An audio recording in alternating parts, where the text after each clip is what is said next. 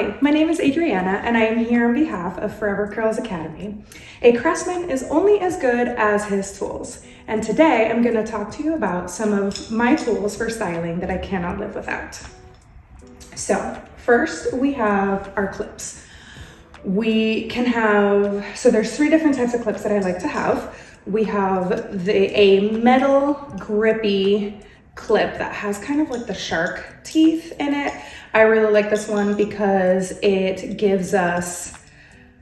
has a really strong spring, so it can really hang on to the hair, and it just gives me a lot of control while I'm working. However, it can only hold so much hair. So the next clip that I like to use is the plastic alligator clip. And these are great because they're super duper flexible. When you use them, you can kind of see that your fingers go in through here. So it can definitely hold a lot more hair. Because it's plastic, it's not quite as durable as the metal clips, but I like to have both on deck. Also, the next one that I like to have is some large double prong clips. These are fantastic for clipping volume into the roots, also clipping the hair in a direction to make sure that the hair dries with a certain direction that you would like to achieve.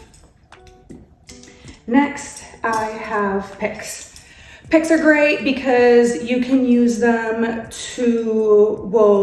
we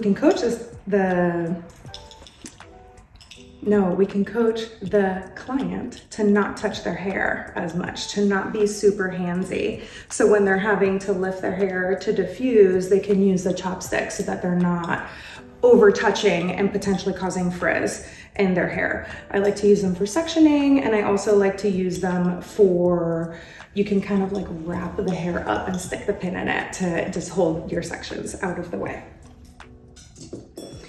Next, I like to have our picks. What is curly hair without a pick, right? I like to have this long one that has really long metal teeth.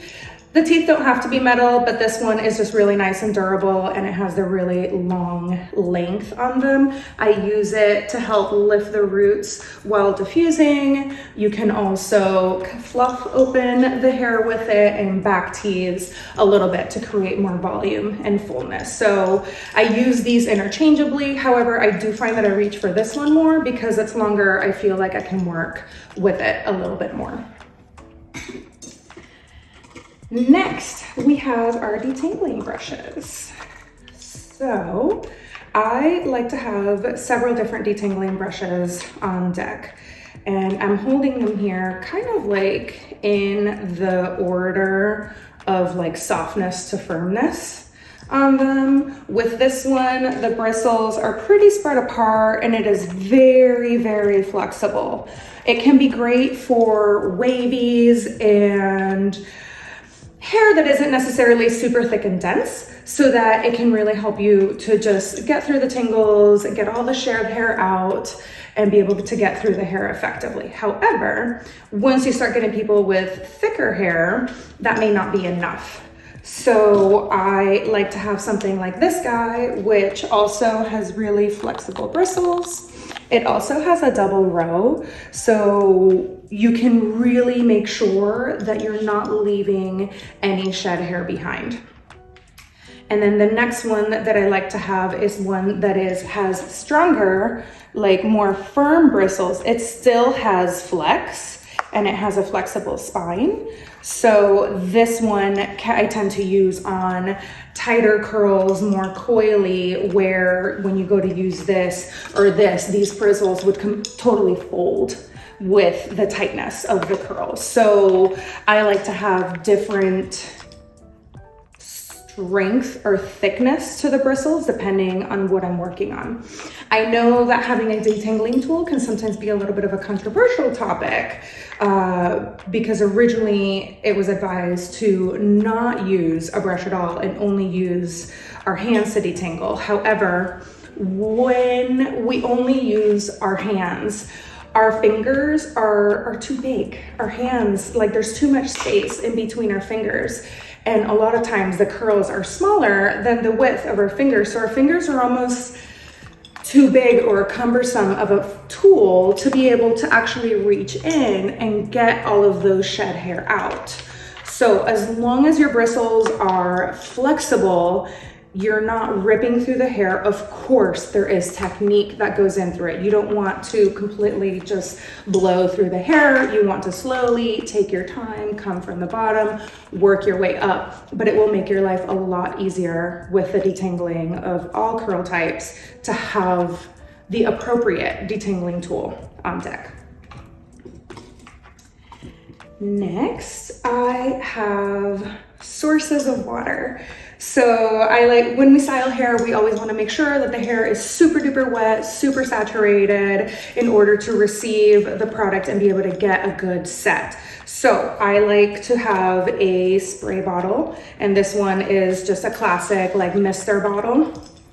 This is good for if you just want like a light kind of dusting of water. It's kind of nice because the more you pump it, it kind of keeps going and it gives you this really nice mist. The other one that I tend to reach for a little bit more often is a squeeze bottle or an irrigation bottle. And this one, you just squeeze it and the water comes out. So this one I like also over this at times because it's easier to hold. Usually when we're styling hair, we got product, we got hair, our hands are slippery, all kinds of stuff is going on. So the fact that I can just squeeze it and water comes out makes it really easy to use. I also sometimes will have a bowl of water that I'll just fill and I can actually just like cup and pour more water into the hair. So as you can see with these, we also have like varying degrees of how much water you're putting onto the hair while you're styling. So you can control how much you want to use. All right, so next we go into our blow dryer. So with your blow dryer, you wanna make sure that you have a blow dryer that has warm and cool settings and variation in those warm and cool settings. So this is one of them. This has 3 fan settings and 3 heat settings, and it also has a cool setting. Having all of those different options is great because sometimes we might dry somebody on low or high or medium low, medium high, what have you, depending on the head of hair that is in your chair. So I don't like dryers that only have on off or just one option. So definitely getting a blow dryer that gives you a couple different heat options and cool and fan options so you can manipulate that to what you are trying to do. And then with the diffusers, your choice of the actual diffuser attachment is important and you want to pay attention to that. So the purpose of a diffuser is to diffuse, spread out airflow. So when you just have the dryer on, you get that strong shot of air. A diffuser spreads out that airflow so it doesn't blast the hair, the curls, break them apart and cause frizz. When choosing my actual diffuser attachment, pay attention to the holes and the openings on the diffuser attachment. You can see on this one, the holes are really small. There's a lot of really small holes. It also has some teeth that have the openings. This is gonna give you a really soft and gentle airflow that is gonna be kind of like maximum diffused airflow because of the high quantity of small holes that's really dispersing that airflow. With this one, you can see that the holes are bigger. There's less holes, but they're bigger. So with this one, you are going to get a little bit fuller of a little bit stronger of an airflow, which can be desirable at times, but sometimes that can cause frizz because you need a softer airflow. So it's not that one is better than the other. You just want to pay attention so that you can choose the appropriate tool for the job.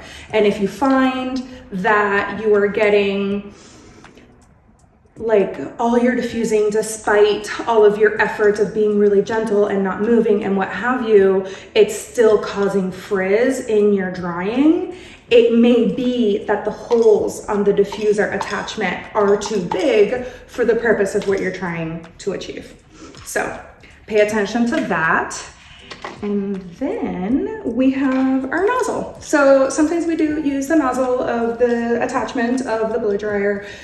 So whereas the diffuser diffuses airflow and spreads it out and makes it really soft and gentle, the nozzle or concentrator actually concentrates the airflow into a direct line or flow. So this can be great if you're trying to get root stretch, so you can put it on the dryer and you can kind of like help to direct air into a specific area and achieve that desired outcome.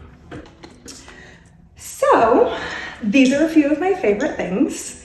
You do not have to have all of these tools. These are just my favorite tools that I have and I use behind the chair every day. I hope you have found this information useful and you can use it in your salon.